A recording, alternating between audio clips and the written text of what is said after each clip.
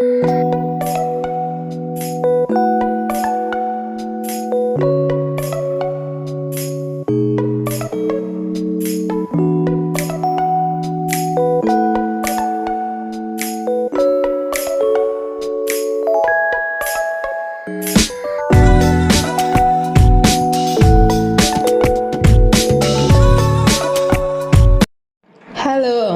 back to my YouTube channel. Bienvenue chez Dex. If this is your first time here, thank you for stopping by.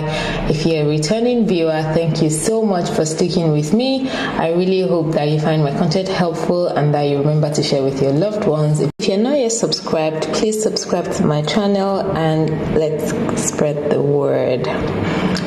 So I went to Germany, or maybe I should say we went to Germany since it was a school trip.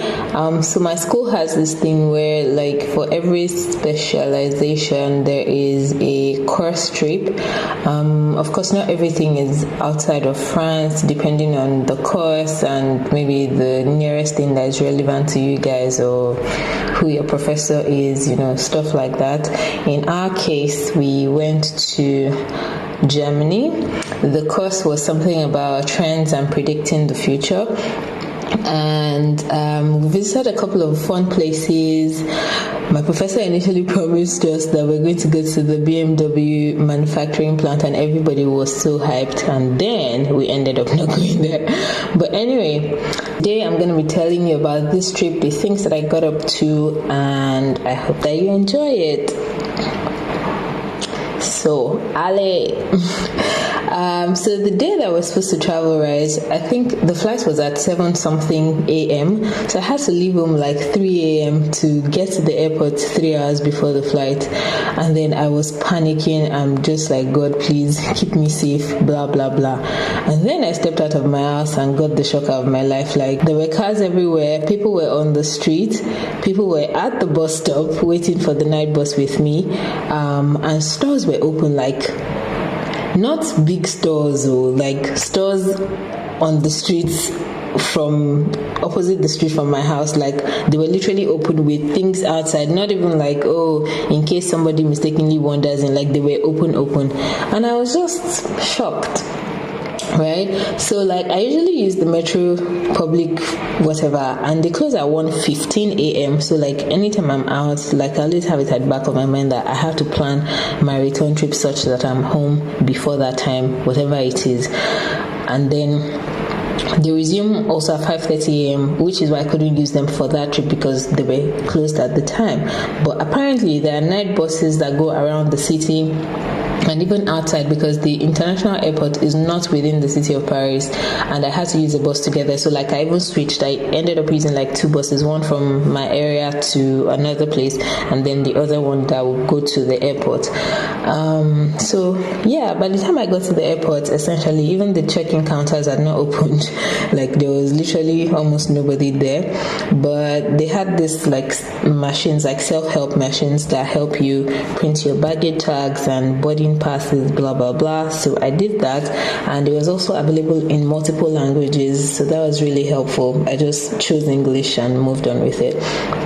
And after a while, people came and blah blah blah, so we're just waiting to board at some point, and then we saw the sunrise. It was so beautiful. Like, 1 minute everybody was just chatting, and then the next minute someone was like, oh my god, see the sunrise, and everybody just got up with their phones to go and take photos or record videos. It was really, really nice. In another life though, I think I'd like to be a pilot. Actually, I wanted to be a pilot in this life, but then I did not have the money for flying school. Like, I realized that's like in primary school, and I was just like, moving on. But I'm always intrigued by the idea of taking off and landing, just wondering if pilots get used to that at some point, or if they still constantly have that beautiful butterfly in the belly feeling every time they take off or land their big bird. The pilot for my flight was really, really good. Or maybe it's the quality of the aircraft. I really don't know. All I know is that our takeoff and landing were really smooth. So we used Air France, and I've literally had the same experience with Air France, like every time I've used them. in terms of smooth landing and takeoff. So maybe it's something in the training or whatever. I really don't know, but it's just really a nice experience. I also love window seats because I like watching the ascent and how everything becomes minute in minutes. Intrigues me. I also like to look at the clouds when we're high up, and I just let my thoughts wander. The creativity, the delicateness, the purity and beauty of it all, I don't know, it gets to me somehow. Anyway, I digress. That's not why we're here. Okay, so we landed in Berlin, and it was my first time in Germany. Like I said before, I'm not well traveled like that. First time in Germany, and I was very, very excited. I always assumed that Germans would be stiff and maybe unfriendly, maybe, I don't know, because of impressions that I've had from movies or books, but I was pleasantly surprised. They were warm, they were fun, and we spent 3 days there, and at no point in my 3 days did I have to ask anybody if they speak English. That was so refreshing. Or France, where you're oh, parlez-vous anglais, if you have something complicated to explain to someone. But in Germany, all you have to say is hello, and then they just reply in perfect English. Even the Germans that speak English, you can't tell. When a French person speaks English to you, 96% of the time, you can tell that these are not native English speakers.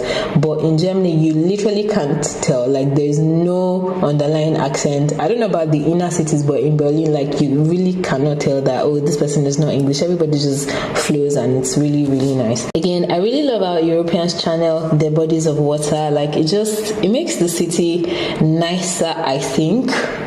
Anyway, we went to the Futurium. I hope that's how it's pronounced. So that was one of the major places that this trip was about. It's a museum of the future, with really interesting things, games, information about the past, the present, and predicting the future, artifact, prototypes, and a relaxation area, I guess.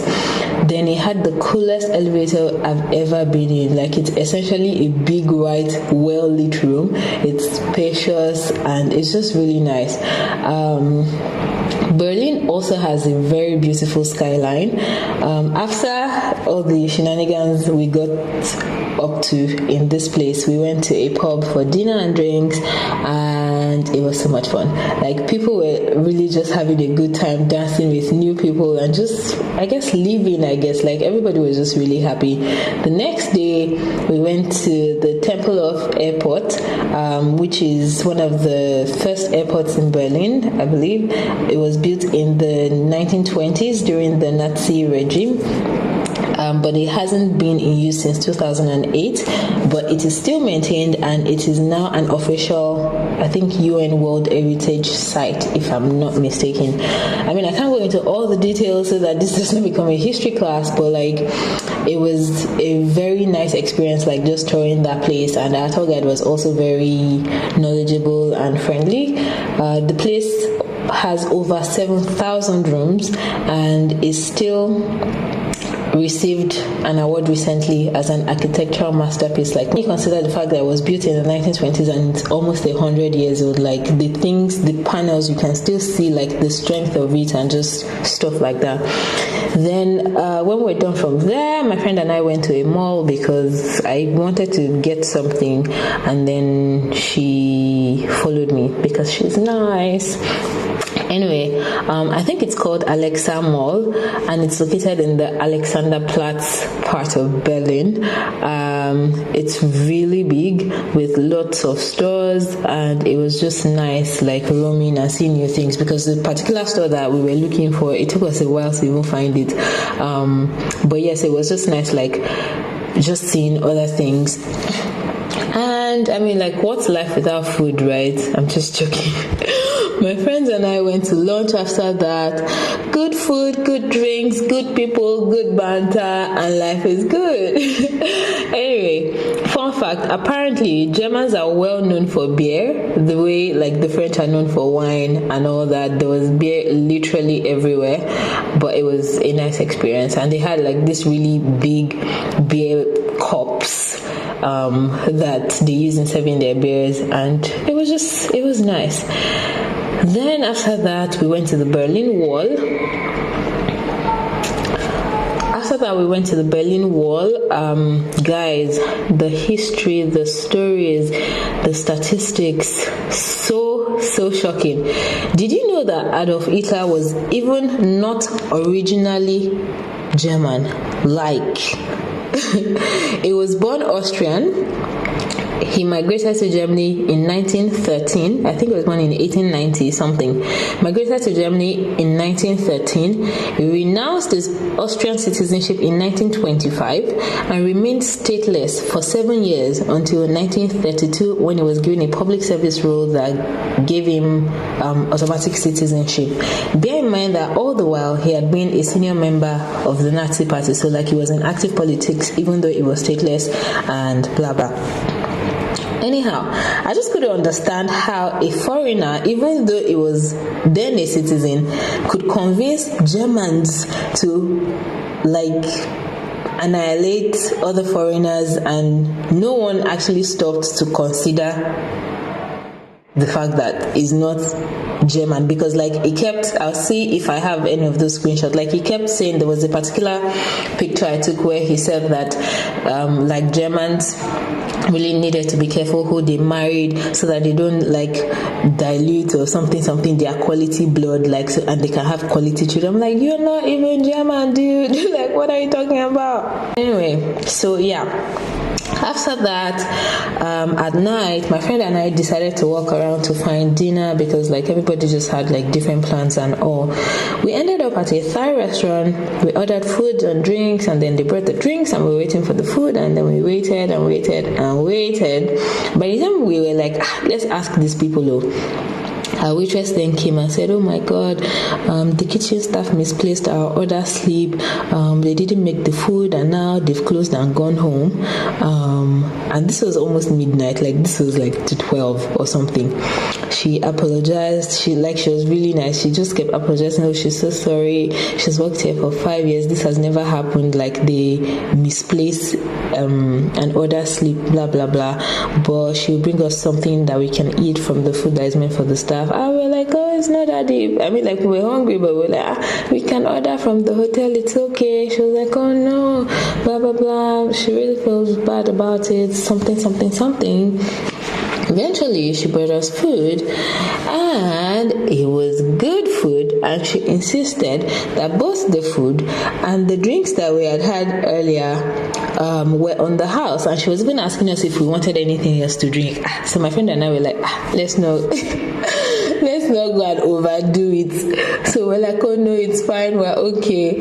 And then she brought the food, and it was like really good. Like, I don't think if they brought me what I actually ordered, it would have been that good. Anyway, it was really good, and of course it was free food. So on our way back to the hotel, we chatted about it, and it's so interesting that French people would never do that. Like, if that happened in a French restaurant, they'd apologize and be like, oh, they're sorry, blah blah blah, but my friend, you will still pay for the drinks that you had, and they'll mostly not offer you any free food, whether it's for staff or not. Like, and so yeah, I guess just some little difference between French service and German service. On the flip side though, like the French people or waiters are generally nicer than maybe Germans.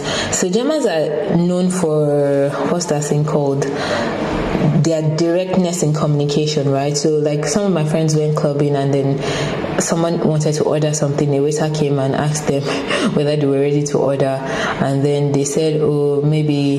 So they were asking her questions about the food, like, oh, what is this thing? And then she just told them that everything was explained, like the things that were used to make it were already on the menu. They should read and let her know where they were ready to order. They should not waste her time.